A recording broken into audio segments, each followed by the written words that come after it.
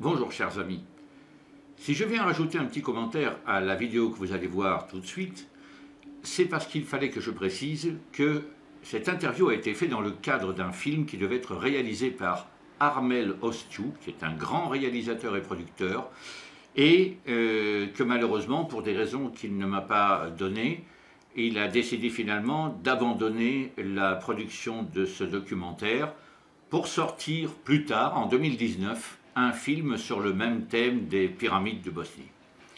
Donc, je voulais vous expliquer que nous n'étions pas là en face d'une télévision ou d'une radio quelconque m'interviewant, mais en fait d'un interview filmé par l'équipe d'Armée de Stew pour intégration dans ce documentaire qui malheureusement n'a pas vu le jour.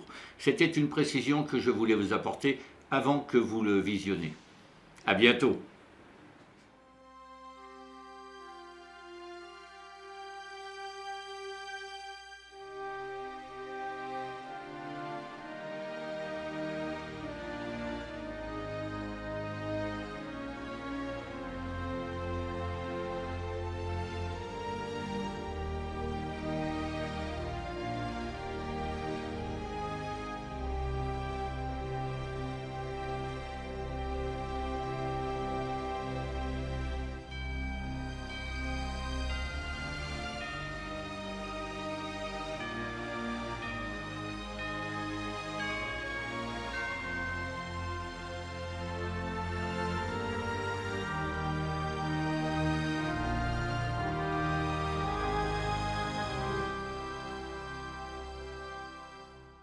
Je voudrais vous demander pourquoi vous êtes venu ici à Visoko, comment vous vous êtes retrouvé ici, depuis combien de temps?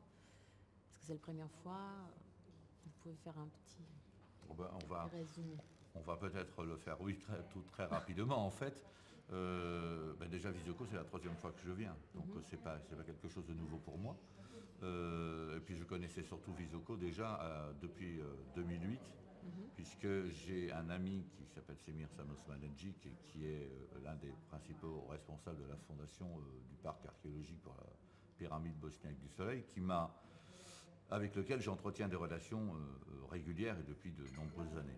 Qui m'a demandé en 2013 de venir faire un saut ici, puisque j'ai un statut qui n'est pas un statut banal. J'ai un statut d'explorateur. Alors je sais que ça fait peut-être un peu désuet, mais il faut savoir qu'à l'heure d'aujourd'hui, seul un explorateur attitré par des sociétés de géographie peut, par exemple, confirmer la nomination de cette pyramide sous son nom. C'est quelque chose que malheureusement Semir n'a pas comme compétence, mais que moi j'ai. Ce qui l'intéressait aussi, c'est qu'il y a un grand mouvement spirituel autour de la vallée de Visoko et des pyramides, mais qu'il avait besoin aussi du pendant scientifique. Donc il voulait absolument avoir l'avis comme ça. Donc je me suis déplacé en 2013, une première fois en reconnaissance, pour faire la connaissance des lieux. On s'est aperçu que c'était immense, la vallée est gigantesque. Il y a 30 km² à explorer et d'ailleurs nous n'avons pas terminé. Et je suis revenu plus conséquemment au printemps dernier pour faire une recherche, une exploration profonde, détaillée et essayer de situer exactement ce qui était vrai de faux par rapport à toutes les allégations qui courent sur Internet, dans certains magazines, etc. Donc nous n'avons pas encore rendu notre verdict, puisque nous attendons un certain nombre de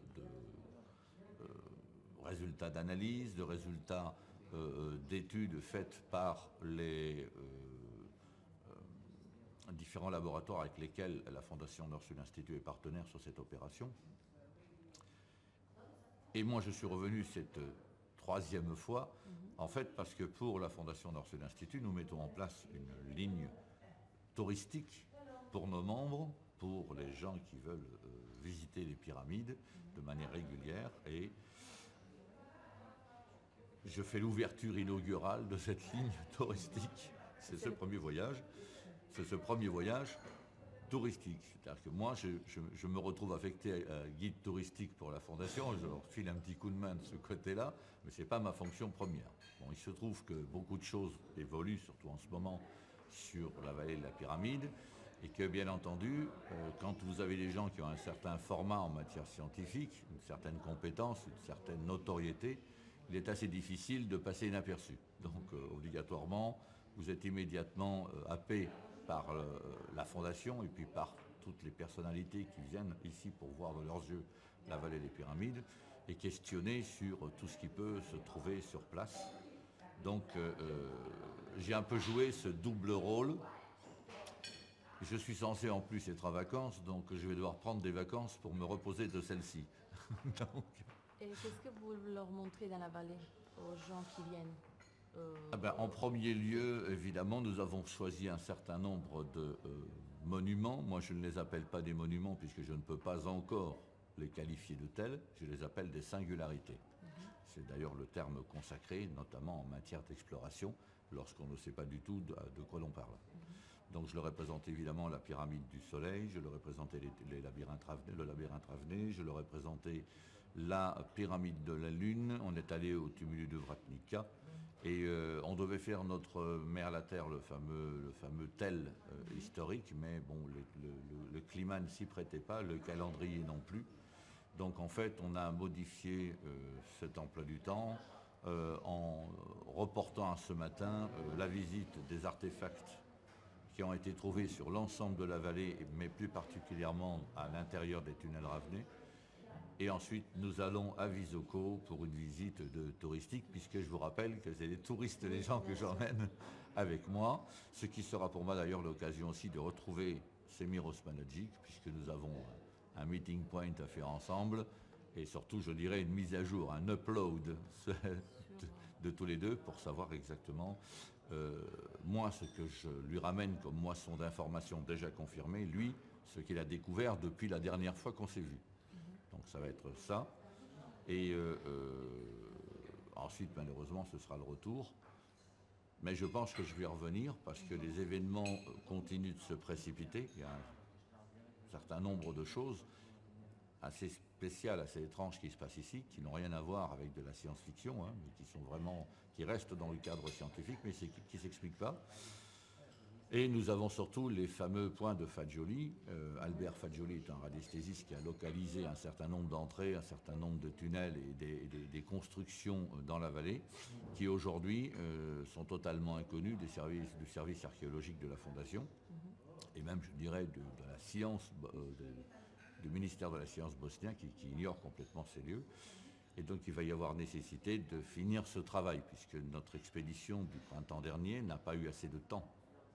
C'est immense tout ce qu'il y a à voir et à faire, n'a pas eu assez de temps et de moyens surtout pour pouvoir finir le travail que nous sommes en train de faire. Donc je vais probablement revenir, et ce coup-ci non pas comme guide touristique, mais à nouveau comme explorateur, pour terminer une troisième et je pense dernière phase.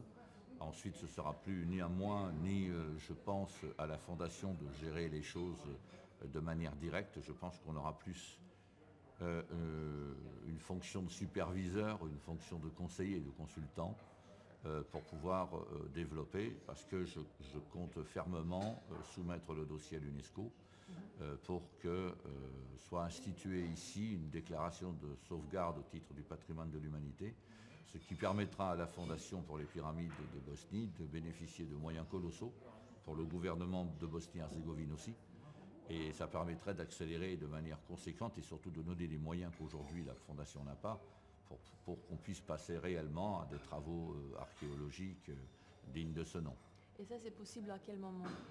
Une fois vous aurez les résultats? Je pense qu'une fois les résultats, de toute façon la démarche logique, c'est le rapport est soumis à l'UNESCO et l'UNESCO nous demandera probablement de nous représenter ici, et ils délégueront certainement une équipe qui viendra en fait reprendre l'intégralité de nos calculs et de nos mesures pour vérifier si ce que l'on leur apporte est bien la stricte vérité. Et les recherches que vous faites se font sur l'ensemble de la vallée ou sur les endroits précis il y a certains endroits dont j'ai cessé de faire des recherches parce qu'en tant qu'explorateur, je ne suis pas du tout convaincu que ce soit des monuments. Donc il y a par exemple la pyramide de l'amour, la pyramide du dragon. Le tumulus de Vratnica me pose encore quelques questions, mais je suis persuadé qu'il est naturel. Ceci dit, ça n'explique pas les fréquences qui sont émises à son sommet, et ça, c'est quelque chose qui est encore à essayer de comprendre. Le tumulus de Ginj, on dit comme ça, en bosnien, Ginj, hein, qui est à mon avis, pour moi, juste une motte de terre, quoi. Donc, franchement, je suis pas du tout convaincu que c'est un tumulus, quoi. Et c'est pas les quelques pierres qui sont autour qui vont accréditer le monument en lui-même, la singularité en elle-même. Donc, je reste moi convaincu que nous avons ici à peu près 3 lieux qui peuvent avoir la possibilité d'une validation scientifique réelle. En sachant, je tiens à le préciser, que je ne suis ni archéologue, ni scientifique, mais que je suis un explorateur, un aventurier, on pourrait dire. Donc, ma culture, même si elle est importante en matière d'histoire, et plus particulièrement d'histoire sur les civilisations pré-antiques, antédiluviennes, on dirait, ne me permet pas d'affirmer quelque chose. C'est la raison pour laquelle la Fondation fait appel à de véritables centres scientifiques, à de véritables chercheurs, des spécialistes, dont la réputation internationale est absolument confirmée, pour récupérer mes travaux, les analyser et donner leur opinion là-dessus. C'est ça qui constituera en fait le compte-rendu d'expédition et tout particulièrement le rapport remis à l'UNESCO. Et donc votre lieu de recherche, c'est la pyramide de Sol. Quels sont les lieux précis de votre recherche? Ah non, mais moi, c'est pas une question de lieu précis. Il y a un objectif qui a été donné, et cet objectif est uniquement celui-là qui est notre point de recherche. À savoir, est-ce que la vallée de Visoko est une fumisterie ou est une réalité historique? Tout ce que je fais ici tourne autour de cette question. Donc voilà, et à l'heure d'aujourd'hui, je dirais, sans parler de fumisterie, je dirais plutôt des égarements de personnes qui veulent voir des pyramides partout où ils voient quelque chose qui est... Je dirais qu'il y a ici ce qu'on dit en anglais mix-mix, c'est-à-dire moitié-moitié, quoi. Il y a des monuments qui n'ont pas de raison de s'appeler monuments, et il y a des monuments qui ont, à mon avis, toutes les raisons, mais on attend d'abord une confirmation. En tant qu'explorateur, moi je suis convaincu, mais ma fonction d'explorateur ne me donne pas le crédit qui me permet de dire cette pyramide en est une. Je suis ni archéologue, ni architecte, donc. Par contre, les personnes qui aujourd'hui ont les mesures vont nous dire très prochainement ce qu'il en est. Donc à partir du moment où moi je dis ça c'est une pyramide, ou ce que les gens qui viennent visiter cette vallée appellent la science officielle, dit effectivement c'est une pyramide, le problème est réglé. Il y a un consensus général autour de ça. Donc on attend maintenant le rapport complet, enfin les informations qu'ils vont nous donner. Certains vont tomber normalement lundi, donc à mon retour. Une grande partie, toutes les analyses de l'eau, toutes les analyses sur les fréquences. Et de l'eau de l'eau d'un tunnel, en sachant que Semir m'a donné l'eau qui est captée habituellement pour remplir les fameuses bouteilles, le lieu où c'est, donc il m'a donné, et nous avons ramené des burettes d'échantillons et nous avons récupéré l'eau du nouveau tunnel que Semir Osmanagic a découvert et m'a fait découvrir aussi, puisque nous avons ainsi une découverte conjointe, puisqu'au moment où il a trouvé ce nouveau tunnel, en fait, le tunnel n'était pas dégagé, il a laissé la terre qui restait, il y avait juste une ouverture qui permettait de voir qu'il y avait un autre tunnel de l'autre côté, pour que nous puissions filmer, et surtout que je puisse témoigner moins que ce tunnel était un tunnel effectivement tout neuf, quoi. Et il est vrai que quand on a dégagé le tunnel et que j'ai fait plonger ma spéléologue à l'intérieur de ce tunnel, nous avons pu prélever de l'eau qui n'avait jamais été touchée par aucun être humain, polluée par aucune activité humaine. Et la spéléologue a filmé avec une caméra posée sur son casque ce qu'elle a vu à l'intérieur de ce tunnel. Et ce qu'elle a vu, c'est notamment des murs de contention, ce qu'on appelle ici des dry walls, qui n'étaient pas dry d'ailleurs puisqu'ils étaient sous l'eau, mais qui prouvent qu'il y avait une construction faite à l'intérieur de ces tunnels qui ne pouvait pas être celle de la nature. Et donc c'est un drywall, ça me paraît impensable que la nature puisse comme ça associer des pierres en les posant les unes contre les autres, en les serrant contre un mur, pour créer un renfort au mur, quoi. Et on en a trouvé plusieurs dans ce tunnel qui était donc tout neuf. Enfin, inexploré en tout cas. Donc ce qui n'a fait qu'accréditer la théorie historique du tunnel. J'avais déjà une opinion favorable en y venant, mais cette découverte en direct live, comme on dirait, a carrément confirmé mon opinion. Je suis parfaitement convaincu que tout ça c'est artificiel. Et que c'est un tunnel qui mènera... Non, pas forcément. Je pense que ce qu'ils ont trouvé, c'est un des tunnels. Si vous voulez, leur avenir est constitué de manière assez complexe. En fait, les gens qui ont creusé dans cette roche, dans cette matière, savaient qu'elle était profondément chargée de quartz, qu'elle avait des propriétés piézoélectriques. Quand ils ont creusé ce labyrinthe, ils l'ont creusé pour une raison tout à fait raisonnée, scientifique. Leur but à eux était d'abord de créer un réseau d'eau, un réseau de canaux d'eau, en se servant de la Bosna, qui permettait ainsi de créer de l'eau courante. Et il faut savoir que l'eau transporte une charge. Ça peut paraître bizarre, mais l'eau vive est chargée d'électricité. Et vous pouvez même la mesurer, cette électricité. Lorsqu'on fait croiser deux réseaux l'un sur l'autre, vous provoquez une augmentation de la charge qui est dans chacun des réseaux en procédant de la manière suivante. 1 et 1 n'égale pas 2, 1 et 1 égale 1 au carré. Et que la multiplication de ces croisements augmente la charge de manière considérable. Lorsqu'ils arrivent à un point d'augmentation maximale, en clair, lorsqu'ils arrivent à créer un réseau qui se surcharge, ils créent des nœuds sur lesquels ils ont posé un mégalithe. Ce mégalithe n'est pas une pierre taillée, c'est quelque chose de construit, de modelé. Alors évidemment, ce n'est pas évident aujourd'hui, et tant que nous n'avons pas la confirmation que la céramique en est, il est impossible de l'affirmer. Donc on peut juste dire, théoriquement, si ça en est, voilà ce que ça va provoquer comme effet. En fait, ces réseaux créent la charge est captée par le mégalithe en céramique, qui d'ailleurs ne contient pas que de la céramique, sinon il ne pourrait pas se charger. On ignore quel est son mélange, son amalgame. Une chose est certaine, parmi ces composants, il y en a une qui donne à cette céramique des propriétés de résistance au choc qui est impressionnante. Cette céramique se charge donc et se met à émettre des ions négatifs à l'intérieur de ces tunnels. Toutefois, pour pas qu'il y ait une concentration d'ions négatifs sur un lieu, celui de l'émission du mégalithe, il faut que l'air circule. Pour qu'elle circule, apparemment, ceux qui ont construit ce tunnel ont imaginé des arches dans lesquelles l'air s'engouffre et cet air, de la manière dont l'arche est dessinée, est soit aspiré, soit comprimé, soit dilaté. Elles ont donc des formes différentes.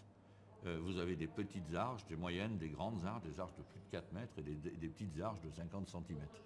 Beaucoup de gens qui ont vu ça ont pris ça pour des tunnels perpendiculaires, mais se sont rapidement rendus compte que, ils ne menaient à aucune salle, ils se connectaient entre eux.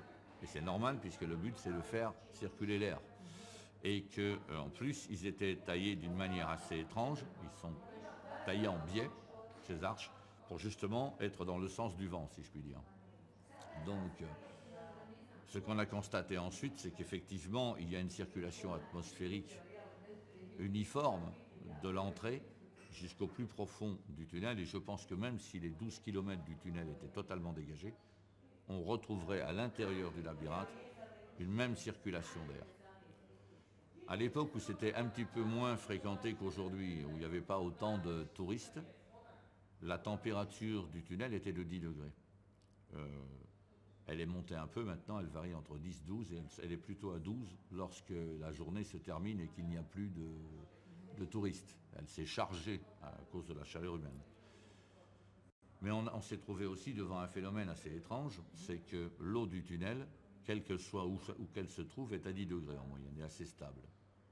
Nous avons donc une variation de température liée à la visite des gens, mais la température atmosphérique est de 10 degrés elle aussi. Ce qui est une singularité scientifique particulière, puisque même au niveau de la mer, vous avez une eau à une certaine température et l'atmosphère à une autre. On n'a jamais vu que la température de l'eau était celle de l'atmosphère, quoi. Or là, c'est exactement identique. Comme s'il y avait une sorte régulateur qui obligeait l'eau et l'atmosphère à rester. Alors, est-ce que c'est le revêtement? Est-ce que c'est, je ne sais pas moi, la circulation d'air qui est chargée de créer cette forme de régulation, de rafraîchissement pour maintenir frais quelque chose? Je ne peux pas l'affirmer. Mais ce qui est certain, c'est que si cette théorie tient debout, et elle pourra tenir debout que lorsqu'on aura les résultats des analyses de la céramique, on se retrouverait en face d'une civilisation aujourd'hui aux origines totalement inconnues, mais qui a carrément créé une machine immobile sans aucune pièce et qui est capable de ventiler des couloirs, ce qui rendrait de grands services à toutes les entreprises qui aujourd'hui creusent des mines de charbon, etc., et qui sont obligées d'investir des millions dans la ventilation de leurs mines. Les coups de grisou, en fait, n'existeraient plus grâce à justement cette ventilation intelligente mise au point par cette civilisation. Donc c'est quand même intéressant et je pense avoir pratiquement atteint mon but lorsque nous aurons fini les points de Fagioli. Je pense que nous aurons une véritable réponse sur qu'est-ce qui est vrai, qu'est-ce qui est faux. Mais déjà à l'heure d'aujourd'hui, on est certain que Semiros Panagic n'a pas rêvé lorsqu'il a dit il se passe quelque chose, il y a quelque chose ici. Il en avait l'intuition en 2005. Aujourd'hui, on a quand même largement dépassé l'intuition et on commence à collectionner des preuves tangibles de ce qui était des intuitions. Donc, c'est un grand pas même pour la Bosnie. C'est énorme parce que ce qu'il faut réaliser, et on parlait tout à l'heure de reportage sur le pays, c'est que cette région ici, la vallée de Visoko, fait vivre environ 70 000 personnes aujourd'hui. C'est l'un des points les plus actifs sur le plan économique du pays. C'est l'endroit où les gens, on va dire, ont la meilleure vie et une vie stable et une vie où on gagne de l'argent. Dans un pays qui a de grosses difficultés, et vous savez peut-être, ou vous ne savez pas, que le FMI est largement présent dans ce pays et que le président n'a qu'un souci, c'est de retrouver sa latitude de mouvement. Donc pour lui, il faut savoir quand même une chose, il y a des gens qui l'ignorent, mais quand un pays est sous le FMI, ce n'est pas une donation, on n'est pas en train de lui filer une offrande, on est en train de lui faire crédit, ce qui veut dire que ce pays, tôt ou tard, devra rembourser la somme qu'on lui donne aujourd'hui. Donc le président, le gouvernement, cherche une solution de sortie économique au marasme qui règne actuellement, et la vallée des Pyramides est le plus bel exemple pour pouvoir partir sur un point de vue touristique, sur quelque chose de solide, d'attrayant, et qui permettra enfin à la Bosnie de sortir du cadre étriqué vu à l'ouest, si on parlait dans l'ancienne méthode. Quand on dit Bosnie à Paris, les gens disent la guerre. En fait, la guerre, ça fait longtemps qu'elle est partie, le peuple, il n'y a pas plus pacifique que le bosniaque, et l'économie ici n'attend qu'à repartir, et cette vallée est, je pense, son fer de lance. Et si jamais quelque chose, les résultats ne prouvent pas ce que vous attendez? Je dirais qu'à l'heure d'aujourd'hui, sans trop m'avancer, déjà les rumeurs de couloirs dans ces laboratoires et dans ces échanges que nous avons avec les scientifiques laissent plutôt augurer le contraire. Et d'ailleurs, il y a un renversement de situation extraordinaire aujourd'hui, puisque vous avez des scientifiques plus qu'avérés, qui n'ont rien du tout, qui n'ont pas de sympathie particulière ni pour le lieu, ni pour Semiros Panagic, et qui considèrent qu'il se passe quelque chose de sérieux ici, qu'il y a quelque chose de sérieux ici qui vaut le coup pour eux, non seulement de me donner les résultats, mais peut-être d'aller plus loin, même de manière indépendante. C'est-à-dire, on va peut-être aller voir par nous-mêmes certaines choses parce que c'est très intéressant ce qui est en train de se découvrir. Donc c'est un grand pas pour la Bosnie. Et moi, je suis quelque part, je le disais à Semir, je suis très fier de ce côté de participer ainsi j'allais dire, à la possibilité d'ouvrir enfin une porte de sortie au pays pour que le redéveloppement économique se fasse et que ça dépasse largement les frontières de la vallée, quoi. Et qu'est-ce que pour vous a été le moment d'intérêt? Quand vous êtes venu ici, vous étiez invité, comme vous avez dit. Oui, tout à fait. Quel était le moment? J'étais à la fois invité par l'ami Et l'ami me demandait aussi, j'ai vraiment besoin de ton avis. Donc il y avait une double, c'était une invitation et puis en même temps une mission quelque part que je prenais en charge. Et quel était le moment où vous avez dit oui, j'ai envie de poursuivre cette mission au-delà de l'amitié? Alors vous avez vu quelque chose et à un moment donné vous êtes dit, on a échangé, Sémir et moi on a échangé, on a passé une soirée chez lui d'ailleurs, où on a eu des échanges extrêmement rapides et prolifiques sur toutes les choses. Hein. C'était un peu un jeu entre nous puisque l'objectif était un peu de, comment je saurais dire ça, de se mettre à l'épreuve, de voir lequel des deux n'aurait pas la réponse par rapport à l'autre, mais on était dans le jeu. Et en fait, au fur et à mesure qu'il me l'a donné ses arguments et au fur et à mesure que je voyais les choses, j'ai été assez rapidement convaincu qu'on était quand même en face de quelque chose de pas banal.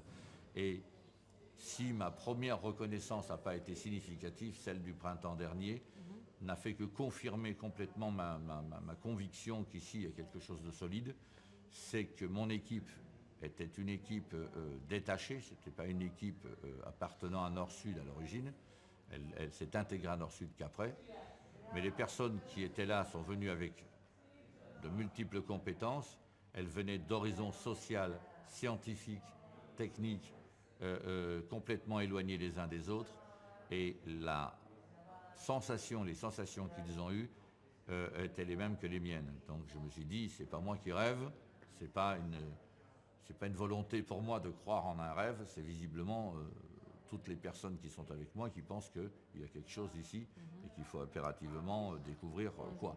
Vous pouvez m'expliquer un peu plus les points de Fagioli?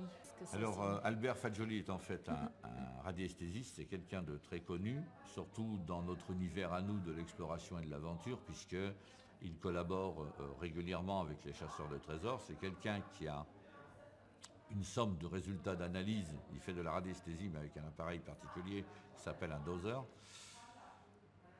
Jusqu'à présent, il est assez bluffant comme personnage, puisque il a été capable de donner des positions de lieux, de salles, même de galions, avec des précisions qui sont assez redoutables pour quelqu'un qui n'a pas d'instrument scientifique et qui ne fait pas de la photo satellite, quoi. Donc il a cette capacité de localiser des choses improbables, quoi. D'ailleurs, il a surpris chez nous un organisme qui s'appelle la DRAC, Direction régionale des affaires culturelles, qui est en fait la structure qui chapeaute l'archéologie des régions, en mettant en évidence 2 châteaux dont l'archéologie française ignorait même jusqu'à l'existence, ce qui est un comble puisqu'il n'est pas archéologue. Donc ça a quand même en grande partie consolidé l'opinion sur ses compétences et ça a donné à Albert le fait que l'archéologie a aujourd'hui un regard différent sur une collaboration avec lui. Voilà. Donc ce personnage a localisé une douzaine de points sur la vallée et l'équipe du printemps dernier, sur les 4 points qui sont situés sur la pyramide du Soleil, on a localisé 2 physiquement, mais nous n'avons pas pu les atteindre. 1 parce qu'on n'avait plus le temps et 2 parce qu'il faut carrément passer à travers la forêt pour aller jusqu'au point où ils se trouvent.